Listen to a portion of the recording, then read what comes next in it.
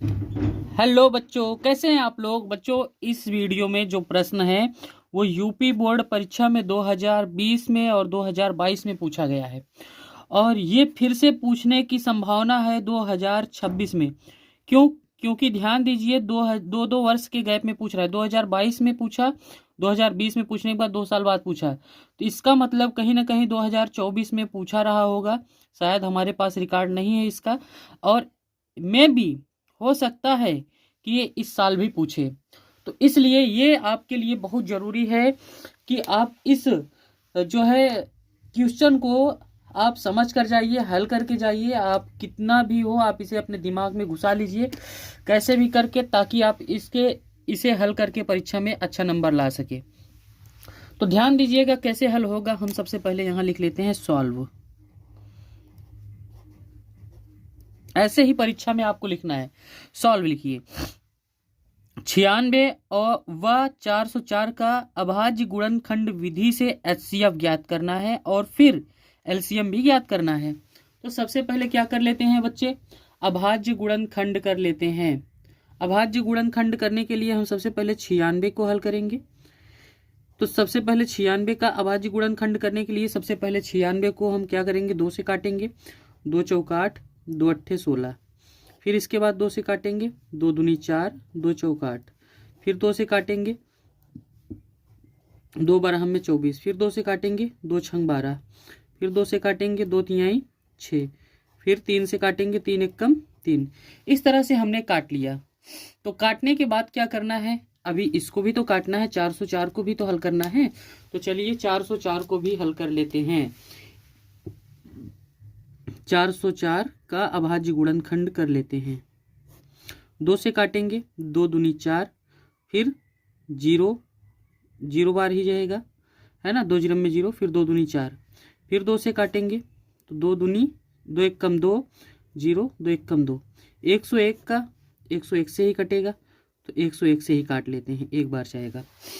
अब ध्यान देना है यहाँ पर, जब हम अभाज्य गुणनखंड करेंगे तो यहाँ पर अभाज्य गुणनखंड 96 का क्या बनेगा उसको लिखेंगे। और यहाँ पर जो है 96 का बन रहा है 2 गुणे 2 गुणे 2 गुणे 2 गुणे 2। कितनी बार 2 है, 5 बार। 1 2 3 4 5 बार, और 3 एक बार है तो 3 को लिख लिए। फिर इसके बाद दोस्तों ध्यान देना है, 404 का गुणनखंड करना है, अभाज्य गुणनखंड लिखना है 404 का। 404 का क्या है, 2 गुणे 2 गुणे 101, है ना।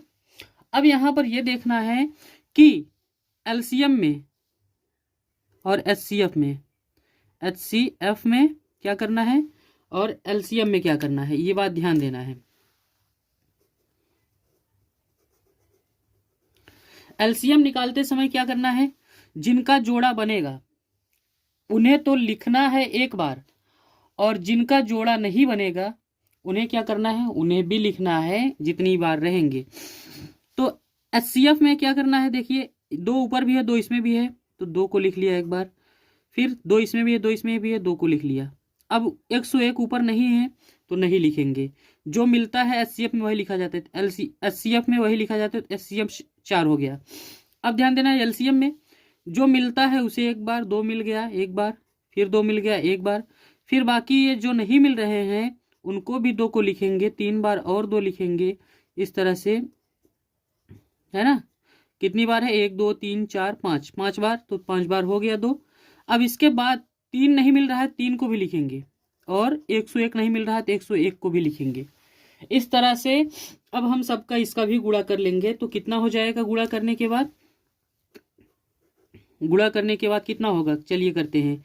2 दूनी 4 दूनी 8 दूनी 16 दूनी 32, और 32 का गुणा हम करेंगे, 3 का गुणा 1 में करेंगे तो 3 एक कम 3, 3 जीरो में 0, 3 एक कम 3। अब 32 गुणे 303 कर लेते हैं। 303 गुणे कितना, 32, तो कितना हो जाएगा, 2 3 6, 2 जीरो में 0, और 2 3 6, और 3 त्रिक 9, 3 जीरो में 0, 3 त्रिक 9 हो गया, 6 9 6 9, 96 96, कितना आया, 96 96। ये हो गया आपका आंसर। एक आंसर ये हो गया, एक आंसर ये हो गया। आई होप आपको ये अच्छे से समझ में आ गया। समझ में आ गया तो वीडियो को लाइक कर लो, चैनल को सब्सक्राइब कर लो। ऐसे ही और परीक्षा से संबंधित प्रश्नों को देखने के लिए। स्क्रीनशॉट लेना है, स्क्रीनशॉट ले लीजिए। प्रश्न भी लेना है, लो प्रश्न का भी ले लो। Okay, bye bye.